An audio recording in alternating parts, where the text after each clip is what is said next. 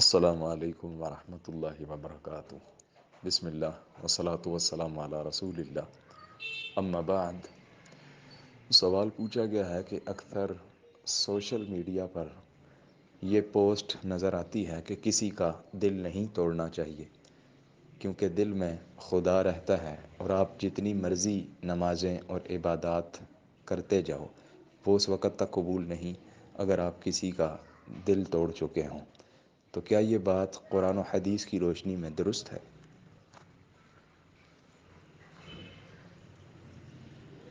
ایسی کوئی بھی بات نہ تو قرآن میں ہے اور نہ ہی آج تک صحیح سند کے ساتھ کوئی بھی ایسی حدیث میری نظر سے گزری ہے، اور مجھے نہیں لگتا کہ اس طرح کی کوئی حدیث ہے۔ اگر کوئی شخص کہتا ہے تو اسے دلیل پیش کرنی پڑے گی، صحیح سند کے ساتھ پوری حدیث پیش کرنی پڑے گی۔ ہاں، اگر کوئی شخص عام حالت میں یہ بات کہتا ہے کہ کسی کا دل نہیں توڑنا چاہیے، اس میں اللہ رہتا ہے، دیکھیں کلی طور پر یہ بات نہ تو درست ہے اور نہ ہی اس کو غلط کہا جا سکتا ہے۔ یہ بات یہاں تک تو درست ہے کہ کسی کا دل نہیں دکھانا چاہیے، نہیں توڑنا چاہیے، کیونکہ کسی کا دل توڑنا، کسی کو دھوکہ دینا، یہ بہت بڑا گناہ ہے۔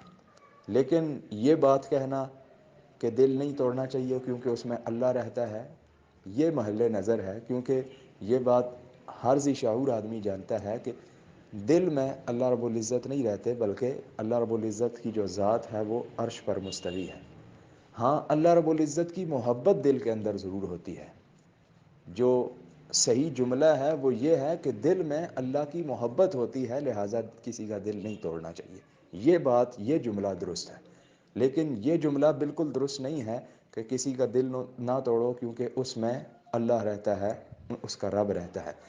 کیونکہ صحیح حدیث میں یہ چیز ہمیں ملتی ہے کہ کسی بھی دل کے اندر رحمانی صفات اور شیطانی صفات بیک وقت جمع نہیں ہو سکتی، اور انسان ہوتا ہی خطا کا پتلا ہے۔ کوئی شخص کتنے بڑے سے بڑا عالم دین، شیخ الاسلام یا اللہ کا ولی کیوں نہ ہو، وہ انسان ہے اور اس کے دل کے اندر بسا اوقات خطا اور گناہ کا پہلو نمایاں نظر آتا ہے۔ اب انسان کے دل کے اندر آپ اندازہ کریں کہ بسا اوقات کینہ، نفرت، بغض، حسد اور اس طرح کی چیزیں بھی موجود ہوتی ہیں، اور پھر انسان یہ کہے کہ اس دل میں اللہ بھی رہتا ہے، معاذ اللہ، یہ توہین ہے۔ کیونکہ جہاں پر اللہ رب العزت کی ذات رہتی ہے وہاں پر گناہ بالکل سرے سے موجود نہیں ہوتا۔ یہ تو کسی بھی آیت، کسی بھی حدیث میں یہ چیز موجود نہیں ہے کہ اللہ رب العزت فرشتوں کے دلوں میں رہتے ہیں، یا جو ہے کوئی اس طرح کی بات قرآن و سنت میں موجود ہو۔ یہ تو بالکل ایسی بات بھی موجود نہیں ہے، حالانکہ فرشتے اللہ رب العزت کی نورانی مخلوق ہیں اور فرشتے کوئی بھی گناہ نہیں کرتے۔ تو اس لیے یہ بات کہنا کلی طور پر درست نہیں ہے، کیونکہ غالباً سنن نسائی کے اندر بھی یہ حدیث موجود ہے کہ نبی کریم صلی اللہ علیہ وسلم نے فرمایا کہ کسی دل کے اندر بیک وقت ایمان اور بخل، یہ جو کنجوسی ہے، یہ دونوں جمع نہیں ہو سکتے، اور انسان ذاتی طور پر ایک اس کے اندر کنجوسی بھی پائی جاتی ہے اکثر و بیشتر انسانوں میں۔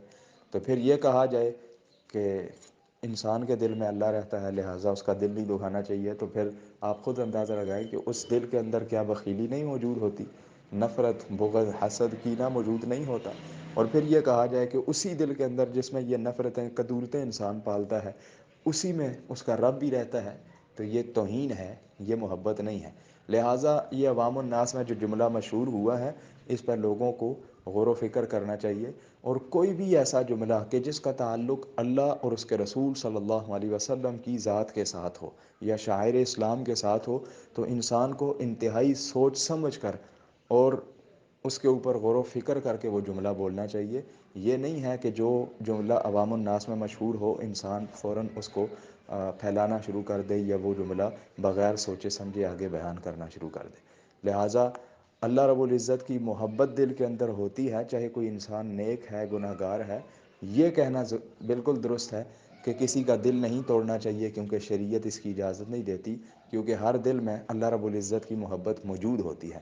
اب نیک لوگوں کے دلوں میں اللہ کی محبت زیادہ ہے، گناہ گار دلوں میں کم محبت ہے، لیکن محبت ہر مسلمان کے دل میں موجود ہوتی ہے، تو یہ جملہ زیادہ درست ہے کہ کسی کا دل نہ توڑو کیونکہ اس میں اللہ کی محبت موجود ہوتی ہے۔